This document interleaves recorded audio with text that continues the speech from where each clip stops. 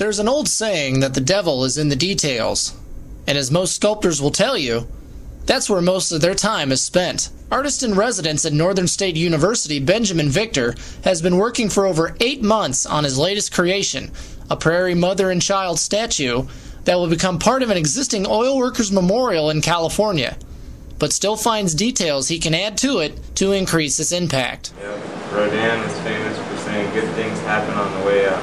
Yeah, that's right. I like that saying. It's true. The details for this piece can be largely contributed to the Dacotah Prairie Museum, which donated authentic early 1900s clothing for the artist to base his sculpture on. And then when I got the second commission to do the Mother and Child sculpture, she loaned me the actual artifacts, the actual clothing that they would have worn, and I hired a model to pose in the clothes so that I could really get that flow of the drapery while the figures are walking. So without Laura's help and Dacotah Prairie's help, there's no way I would have gotten it this accurate. Everything down to the seams. I mean, it's really nice to have that kind of thing right there at your fingertips. Laura Schoeneman said the decision to partner with Victor on this project was made because of his respect for historical accuracy and how it helps further the museum's main goals. It's a valuable thing, I think, to us to see history portrayed in a very accurate and realistic manner.